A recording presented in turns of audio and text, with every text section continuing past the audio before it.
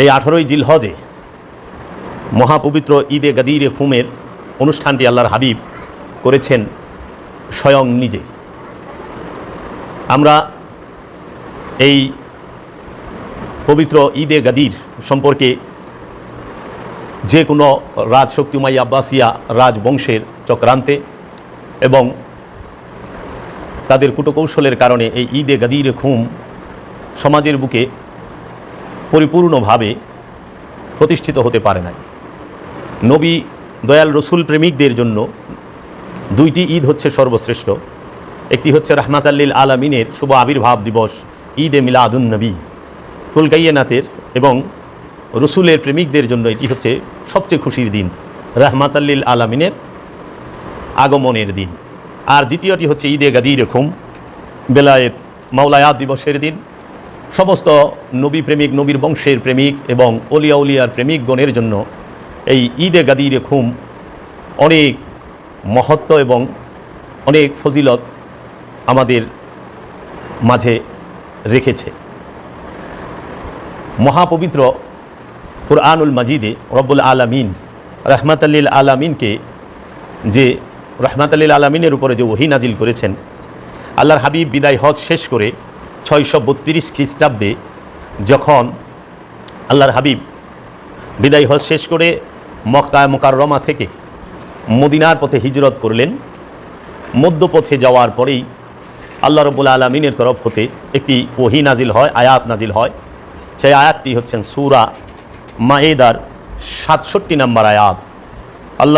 আল্লাহ রাব্বুল আলামিন রাহমাতাল্লিল আলামিনকে উদ্দেশ্য করে বলেছেন, ইয়া আইয়ুহার রসুল বাল্লিগ মা উনজিলা ইলাইকা মির রব্বিকা, হে রসুল আপনার রব হইতে আপনার নিকট যাহা নাজেল করা হয়েছে আপনি তাহা প্রচার করুন। ওয়া ইন লাম তাফআল ফামা বাল্লাগতা রিসালাতাহু, এবং যদি আপনি তাহা না করেন তাহা হইলে আপনি আপনার পাঠানো বিষয়ে দায়িত্ব পালন করেন নাই। ওয়াল্লাহু ইয়াসিমুকা মিনান নাসে, এবং আল্লাহ মানুষদের হইতে আপনাকে রক্ষা করিবেন। ইন্নাল্লাহা লা ইয়াহদিল কওমিল কাফিরিন, নিশ্চয়ই আল্লাহ কাফির কওমদের হেদায়েত করেন না। এই আয়াতটি যখন নাজিল হয়, হে রসুল আপনার রব হইতে আপনার নিকট যাহা নাজিল করা হয়েছে আপনি তাহা প্রচার করুন, এবং যদি আপনি তাহা না করেন তাহা হইলে আপনি আপনার পাঠানো বিষয়ে দায়িত্ব পালন করেন নাই। আল্লাহর রসুলকে যে আল্লাহ দায়িত্ব দিয়েছেন এবং যাহা প্রচার করার সেইটি অপূর্ণ থেকে যায়। এই ওহী নাজিল হওয়ার পরে আল্লাহর হাবিব রাহমাতাল্লিল আলামিন তিনি মদিনার উদ্দেশ্যে ছিলেন 18ই জিলহজে। ঠিক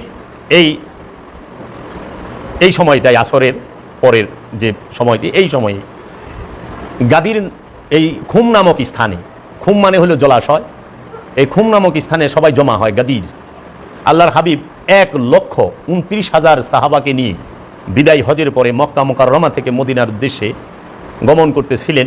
ঠিক সেই সময় এই 1.25 লক্ষ সাহাবিকে এই গাদিরে খুম নামক স্থানে একত্রিত করে উটের পিঠে, দুটো উটের পিঠে স্টেজ করে উঁচু স্থানে উটের উপরে উঠে আল্লাহর হাবিব মাওলায় মুর্তজা, মাওলায় কায়নাত, মাওলা আলী করমাল্লাহু ওয়াজহুর যে মাওলায়াতের ঘোষণা সেটি তিনি প্রদান করলেন, এবং আল্লাহর হাবিব তিনি মাওলা আলী করমাল্লাহু ওয়াজহুকে রিসালাত এবং বেলায়েতের দায়িত্ব অর্পণ করলেন।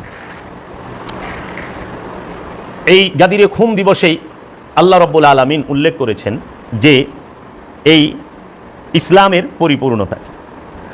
আল্লাহর হাবিব রাহমাতাল্লিল আলামিন গাদিরে খুমে, মহানবী গাদিরে খুমের মধ্যে মাওলা আলী করমাল্লাহু ওয়াজহুকে সঙ্গে নিয়ে স্টেজের উপরে উঠে সবার সামনে বললেন যে আমি কি তোমাদের জান হইতে প্রিয় নই? সবাই এক বাক্যে বললেন, নিশ্চয়ই ইয়া রাসূলুল্লাহ, আপনি আমাদের জান হইতে প্রিয়।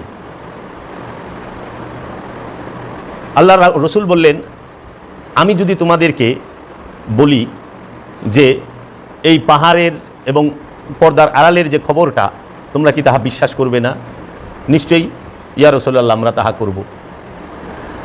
আল্লাহ রসুল রাহমাতাল্লিল আলামিন এই গাদিরে খুমের মধ্যে দাঁড়িয়ে বললেন 1,29,000 সাহাবীর সামনে, হে আমার উম্মতেরা, হে আমার মুরিদেরা, হে মানব জাতি, হে মুসলমানেরা, আমি তোমাদের কাছে দুইটা ভারী জিনিস রেখে যাচ্ছি।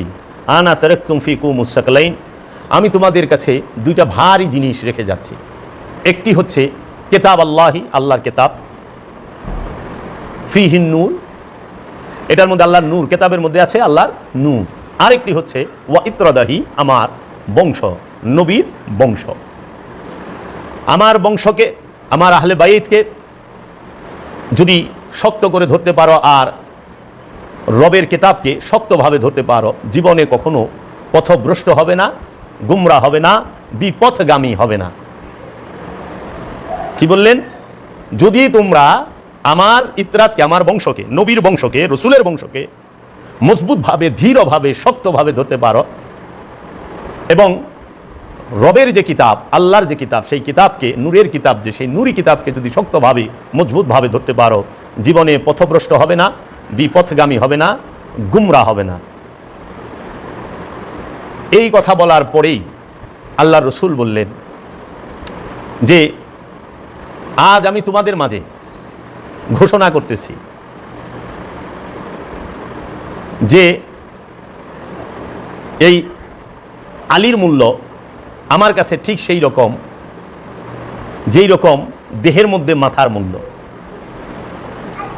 আলীর মূল্য আমার কাছে ঠিক সেই রকম যেই রকম এই দেহের মাঝে প্রাণের মূল্য।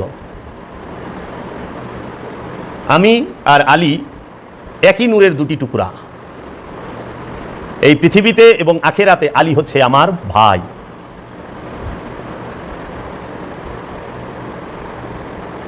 আল্লাহ রসুল সবার সামনে বললেন, মান কুন্তু মাওলাহু ফাহাজা আলিউন মাওলাহু, আমি যার মাওলা, এই আলীও তার মাওলা।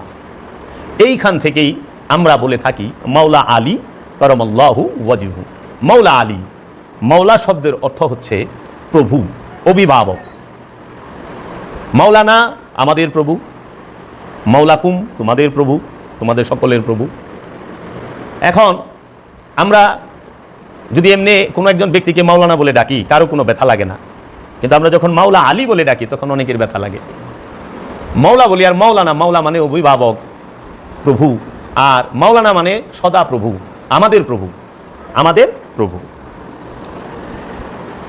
আল্লাহর হাবিব রাহমাতাল্লিল আলামিন 1,29,000 সাহাবীর সামনে বললেন, আমি তোমাদের মাঝে দুটি ভারী জিনিস রেখে যাচ্ছি। একটি হচ্ছে আল্লাহর কিতাব, আর একটি হচ্ছে আমার বংশ, ইতরাত, আহলে বাইত।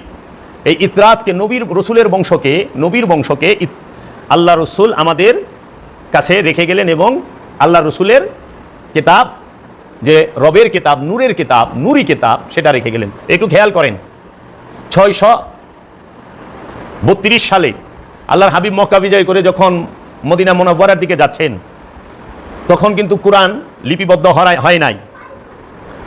কোরআনকে এইভাবে বাইন্ডিং করা হয় নাই, লিখিত আকারে কোরআন বাইন্ডিং হয় নাই। কিন্তু আল্লাহর রসুল বলে যাচ্ছেন, আমি তোমাদের মাঝে রেখে যাচ্ছি আল্লাহর কিতাব।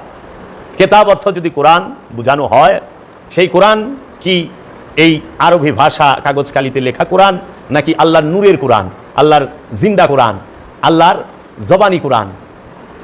আল্লাহর রসুল যখন বলতেছে গাদির হুকুমের মধ্যে, আমি তোমাদের কাছে দুইটা ভারী জিনিস রেখে যাচ্ছি, একটি আল্লাহর কিতাব মানে কোরআন, আর একটি হচ্ছে নবীর ইতরাত মানে বংশ।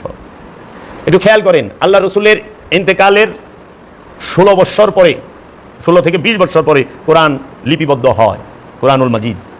আর আল্লাহ রসুলের উফাতের প্রায় 300 বছর পরে হাদিস লেখা হয়। তারপর হইল অন্য এজমাকিয়াসের কিতাবগুলো। আল্লাহ রসুল ইন্তেকাল করেন, ওফাত করেন, পর্দা গ্রহণ করেন 632 সালে। আর ইমাম বুখারী রাহিমাহুল্লাহর জন্ম হয় 810 সালে। বিশাল গ্যাপ। আল্লাহ রসুল বলে যাচ্ছেন, আমি আমার বংশ এবং আল্লাহর কিতাব রেখে যাচ্ছি। কিন্তু উমাইয়া আব্বাসিয়াদের চক্রান্তে তাহারা কি করলেন, লিখে দিলেন যে আমি তোমাদের কাছে দুটি জিনিস রেখে যাচ্ছি, একটি কিতাব আল্লাহি ওয়া সুন্নাতিহি, নবীর সুন্নাহ।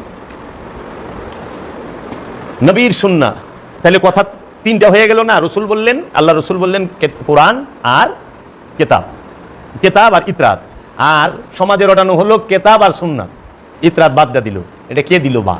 এই উমাইয়া আব্বাসিয়া রাজবংশ, যারা আল্লাহর রসুলের ইতরাতদেরকে, বংশধরকে নির্মমভাবে হত্যা করেছে, তাহারা দিয়েছে। যারা শক্তির পূজা করেছেন, যারা ক্ষমতার পূজা করেছেন এবং যারা সম্পদের পূজা করেছেন, তাহারাই আল্লাহ রসুলের বংশকে নির্মমভাবে হত্যা করেছে।